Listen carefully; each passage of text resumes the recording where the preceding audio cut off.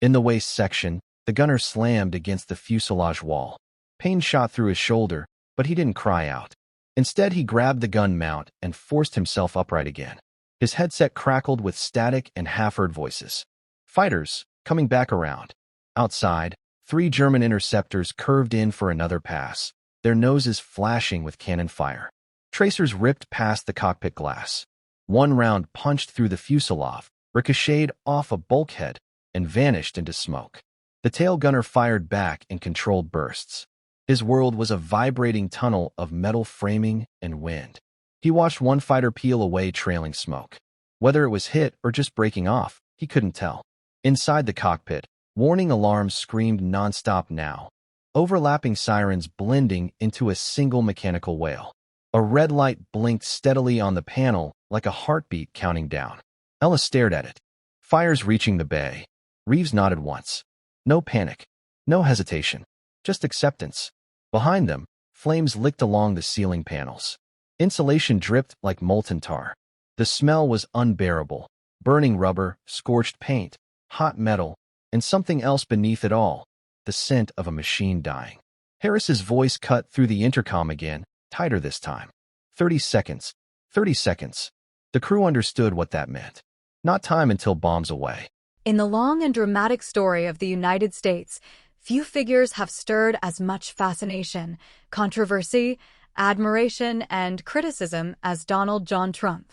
Business tycoon, celebrity, brand icon, political outsider, president.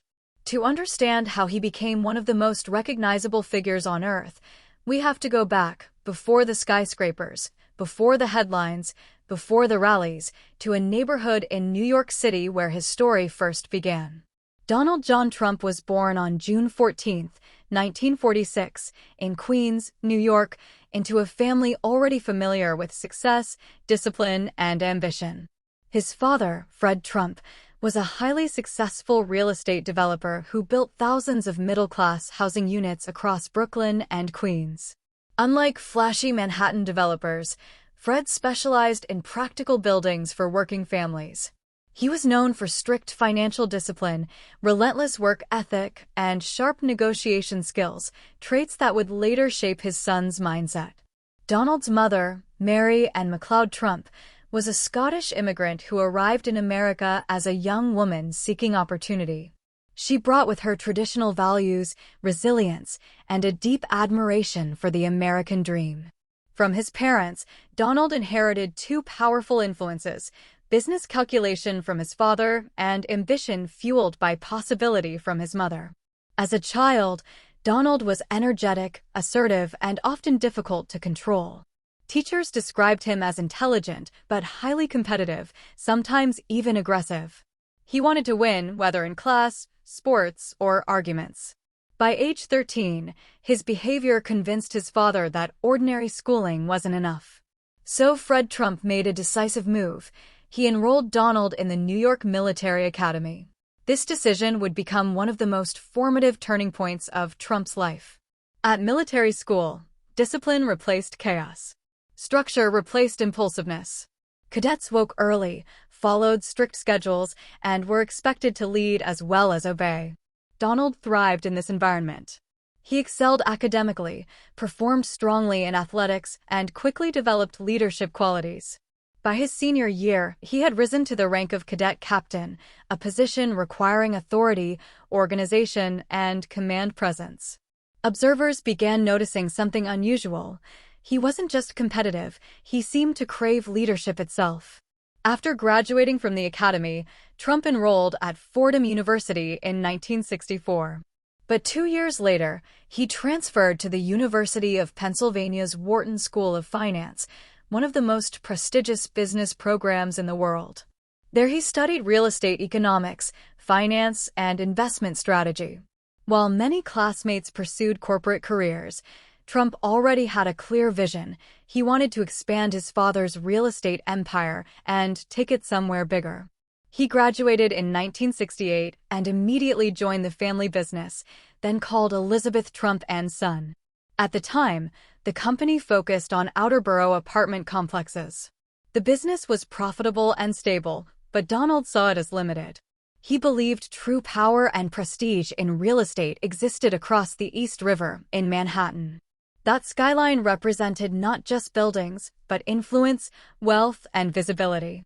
In the early 1970s, New York City was facing financial crisis. Crime was rising, businesses were leaving, and investors were hesitant. To many, Manhattan looked risky. To Donald Trump, it looked like opportunity. He began scouting large, struggling properties that others considered too risky. His strategy was bold: acquire undervalued landmarks, renovate them dramatically, and turn them into luxury symbols. His first major breakthrough came with the Commodore Hotel near Grand Central Terminal, an aging, nearly bankrupt property most developers avoided. Trump saw potential where others saw failure. He negotiated aggressively with city officials, securing a rare tax abatement deal. He partnered with Hyatt Hotels to finance redevelopment. The building was stripped down and rebuilt into a modern glass-front structure. When it reopened in 1980 as the Grand Hyatt Hotel, it was a major success. The project didn't just make money, it made headlines. Suddenly, the young developer from Queens was being talked about across New York's business elite. But Trump wasn't satisfied. He didn't want to be just another developer. He wanted to become a name people recognized instantly, a brand associated with luxury, scale, and spectacle. That vision led to his most famous early project, Trump Tower. Completed in 1983 on Fifth Avenue, Trump Tower was not simply a skyscraper, it was a statement.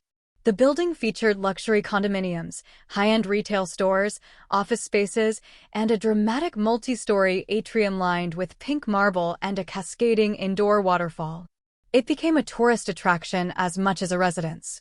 More importantly, it became a symbol of Trump himself. By the mid-1980s, Donald Trump had transformed from a businessman into a media personality. He appeared frequently in newspapers, magazines, and television interviews. His lifestyle, private jets, limousines, glamorous events, fascinated the public. He understood something many executives didn't: attention was currency. And he knew how to generate it. Throughout the decade, he expanded rapidly. He purchased casinos in Atlantic City, invested in hotels, explored airline ventures, and even bought a professional football team in the United States Football League. His strategy was simple but risky: borrow heavily, build big, and grow fast. For a while, it worked spectacularly. By the late 1980s, Trump's name had become synonymous with wealth and ambition. He was widely portrayed as the ultimate symbol of American success, the man who turned bold vision into towering reality. Books were written about him. Magazines put him on covers. Young entrepreneurs studied his deals. But beneath the surface, cracks were forming. Much of Trump's empire had been built using borrowed money. When the U.S. economy slowed in the early 1990s and real estate prices dropped, his financial structure came under intense pressure. Several of his properties struggled. Debt mounted into the billions. Newspapers began running headlines predicting the collapse of his empire. Critics said his rise had been too fast, too flashy, too risky to last. For many business figures, that kind of financial crisis would have ended everything. Careers have disappeared for far less. Analysts openly questioned whether Donald Trump would become a cautionary tale, a symbol not of success, but of overreach. What happened next would define his reputation for decades.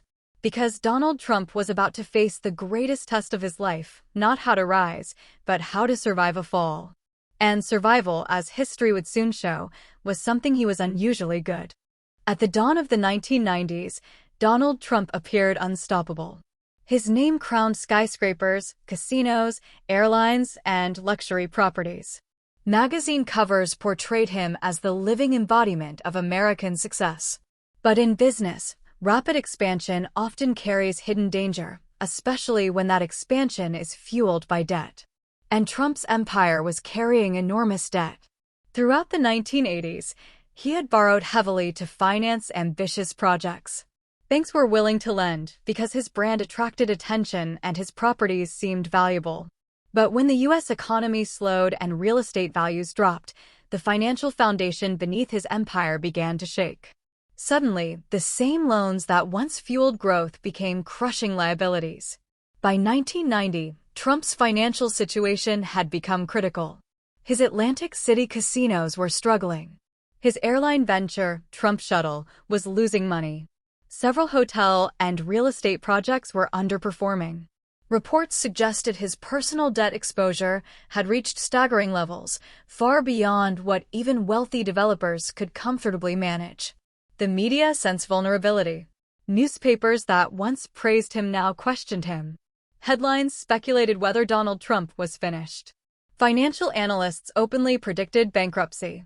Critics argued that his success had been built more on publicity than stability. Some competitors quietly celebrated what they believed was the inevitable collapse of a rival who had once dominated headlines. For the first time in his adult life, Donald Trump was not on offense. He was fighting to survive. Banks faced a dilemma. If Trump failed completely, lenders risked losing billions. But if they supported him, there was still a chance they could recover their money. Trump understood this leverage and used it. Instead of disappearing or declaring defeat, he negotiated. He met directly with creditors. He restructured loans. He sold assets. He agreed to strict financial oversight. In some cases, he surrendered control of properties to lenders in exchange for time to stabilize his finances. It was a humbling period, far removed from the glamorous image the public had grown used to seeing. But it was also strategic. Trump later described this period as one of the toughest of his life. The pressure was relentless. Reporters followed every development. Analysts dissected every decision. Yet he maintained a public posture of confidence. Even when facing enormous financial stress, he projected certainty, a trait that would become one of his defining characteristics. Behind the scenes, he focused on one goal: survival first, comeback second. By the mid-1990s, signs of recovery began to appear. Real estate markets stabilized. Some of his restructured deals started generating income again. He gradually rebuilt liquidity. Instead of expanding wildly as he had before, he began choosing projects more selectively. But Trump also realized something important. His greatest asset wasn't just real estate. It was his name. Throughout the 1990s, he leaned into branding as a business model. Rather than always owning properties outright, he licensed the Trump name to buildings and developments owned by others. Developers paid to use his brand because it conveyed luxury, status, and prestige. This strategy allowed him to earn revenue without taking on the same level of financial risk. It was a turning point in how he did business. At the same time, Trump increasingly entered the world of media and entertainment. He made cameo appearances in films and television shows, often playing himself. These appearances reinforced his public persona as a wealthy, confident tycoon. Unlike most business leaders, he understood the power of visibility. He didn't hide from the spotlight, he used it as a tool. By the late 1990s, the narrative surrounding him had shifted again. Instead of being remembered as a failed developer, he was being described as a comeback story. Business magazines began reassessing him. Commentators noted his resilience. Supporters praised his negotiation skills. Even critics acknowledged that surviving such a massive financial crisis was rare. Many executives who faced similar debt burdens had disappeared from public life. Trump had done the opposite. He had remained visible, vocal, and active. But his biggest reinvention was still ahead. In 2004, Donald Trump launched a project that would introduce him to an entirely new generation of Americans, not as a developer, but as a television personality. That show was called The Apprentice. The concept was simple but compelling. Contestants competed in business challenges, and Trump evaluated their performance. At the end of each episode, he delivered a decisive verdict to the losing contestant. "You're fired." The phrase became iconic almost overnight.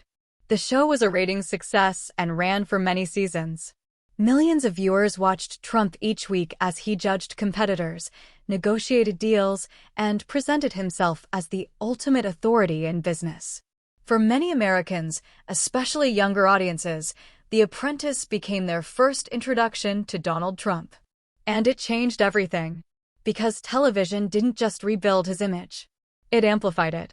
Now he wasn't just known in real estate circles or business magazines. He was a household name across the country. His persona, decisive, blunt, confident, became part of popular culture. Merchandise, interviews, endorsements, and media appearances multiplied. By the early 2000s, Donald Trump had achieved something few public figures ever accomplish. He had successfully reinvented himself. Not once, but twice. First as a young developer rising from his father's business into Manhattan's elite. Then as a businessman who survived financial near-disaster and re-emerged as a national celebrity. Yet the most unexpected transformation of all was still waiting. Because soon, the businessman and television star would begin considering a role no one had seriously imagined for him before. A role not in business, not in entertainment, but in politics. And once that idea entered his mind, it would set him on a path that would eventually lead all the way to the White House. By the early 2000s, Donald Trump had already lived several public lives. He had been the ambitious son of a real estate builder, the flashy Manhattan developer, the debt-burdened businessman fighting to survive, and the comeback story who rebuilt his brand through strategy and visibility. But now, a new phase was unfolding, one that would push him beyond business and entertainment into something far more powerful: national influence. Television had changed everything. The Apprentice didn't just make Trump famous, it reshaped how millions of Americans saw him. On the show, he wasn't simply a businessman. He was portrayed as the ultimate decision-maker, the authority figure whose judgment determined success or failure. Week after week, viewers watched contestants compete for his approval. His boardroom became a stage. His words became catchphrases. His personality became a brand. For many Americans, especially those who hadn't followed real estate news in the 1980s or 1990s, this was their first impression of Donald Trump. To them, he wasn't a controversial developer from New York. He was the decisive boss on television, confident, direct, and impossible to ignore. And Trump understood the power of that perception. He leaned into it. Interviews became sharper. Public appearances became larger. He spoke not like a corporate executive, but like a showman who knew exactly how to hold attention. He made bold statements. He challenged critics openly. He cultivated an image of someone unafraid to say what others wouldn't. But long before he officially entered politics, Trump had already been flirting with the idea. As early as the late 1980s, he had publicly expressed opinions about U.S. trade policy, foreign relations, and economic competition. In interviews, he criticized government decisions and claimed that America was being outmaneuvered economically by other nations.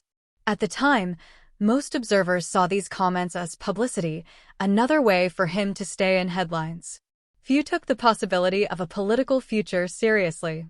Yet the idea never fully disappeared. Throughout the 1990s and early 2000s, Trump occasionally hinted at political interest.